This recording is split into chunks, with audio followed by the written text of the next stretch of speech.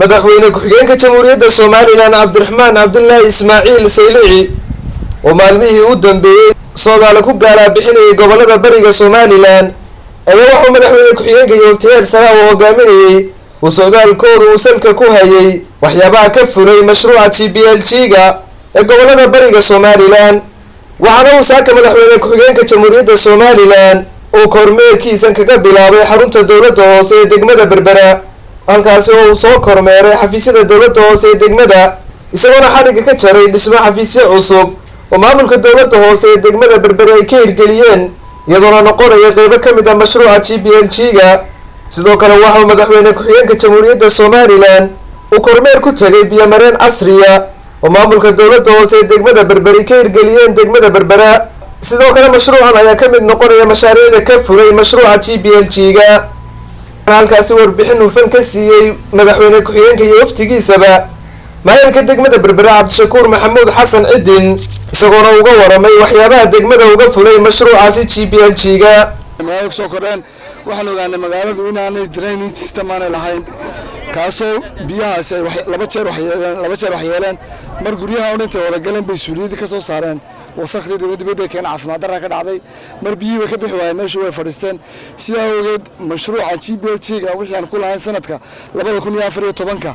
ayaanu ugu talagalnay inaan xaafadan drainage-ka 1 kilomitir bar sameeyno drainage-kan waa mid ka duwan kuwii hore dalka laga sameeyay jiray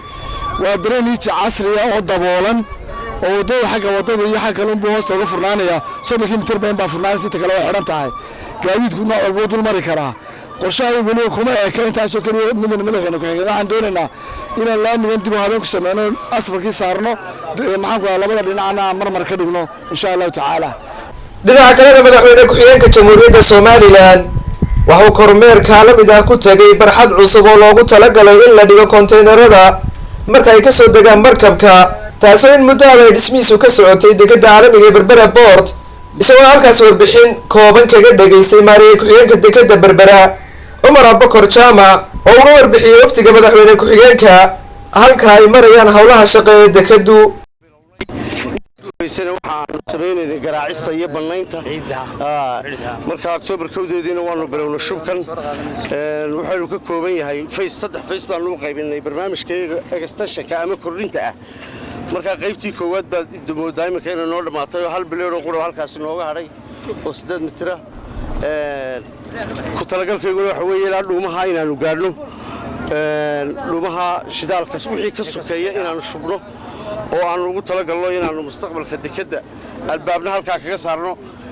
inta dhaxana aanu ka sameeyno dekeddi kiigi ama barakiibta soo xidhanaysay si ay halkan habkii u noqotay ay habisay ama alaabta ay dhiganaysay dekedda fulinteedii waa barnaamij aad u qiimo badan oo hay'adaha ama shirkadaha inta badan la yiraahdo dekeddaanu idin kala wareegaynaa ama dekeddaanu wax ku darsanaynaa meelaha ugu horeeya ee oran jireen waxaasaan idin qabananaa tanaa ka mid aynu qabsanay sidoo kale madaxweyne ku-xigeenka jamhuuriyadda Soomaaliland Cabdiraxmaan Cabdullaahi Ismaaciil Saylici digis waxay booqdeen dugsiga hoose dhexe Saaxil Intermediate School kaasoo ay si ballaaran ugu soo dhaweeyeen ardayda kala duwan ee wax ka barata dugsigaasi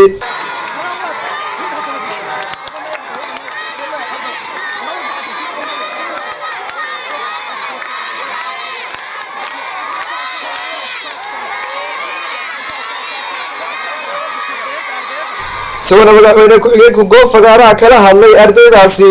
ayaa uga mahadnaqay sida ballaaran ay u soo dhaweeyeen isagoona ka waramay kormeeradii kala duwan ee ku soo maray mashruuca GPLG-ga ee dawladaha hoose ee degmada Berbera waxaan aad iyo aad ugu hambalyeeyaa dhammaan maamulka degmada Berbera kala sida wanaagsan ay ugu soo dhaweeyeen iyo sida hawsha aan u soconay ay nagu qanciyeen ama shaqadii maamulka dejinta GPLG-ga oo iskuulkeeda ka mid yahay dugsiyada lagu tijaabiyay kana muuqato maamulka dejintii in loo abuuray shaqaalada nadaafadda ka shaqeeya iyo in loo abuuray gudmo loo sameeyay ilaaliyaashii shaqaale hoosaadka oo dhan in lagu soo wareejiyay maamulka degmada kaasoo ujeedada weyn maanta u marayna gobolada maanta degmooyinkani Berbera iyo Burco saddex degmada tijaabiyay ka mid ah ay ahaydeen ku galno sida u dhaqaaqday hawshaasi waxaan ku faraxsanahay runtii in hawshaasi si wanaagsan u dhaqaaqday berberana ay noqotay degmadii lambar 1 ka siinay sanadkan maanta socdaalkan madaxweyne ku-xigeenka jamhuuriyadda Soomaaliland Cabdiraxmaan Cabdullaahi Ismaaciil Saylici uu saaka ku yimid magaalada Berbera ee xarunta gobolka Saaxil ayaa ahaa mid ugu kuurgalayo sidoo uu uga ogaan lahaa mashruucyada horumarineed ee ka hirgalay magaaladani. Khalid Xasan Nuur, telefishinka caalamiga ee Royal TV, magaalada Berbera.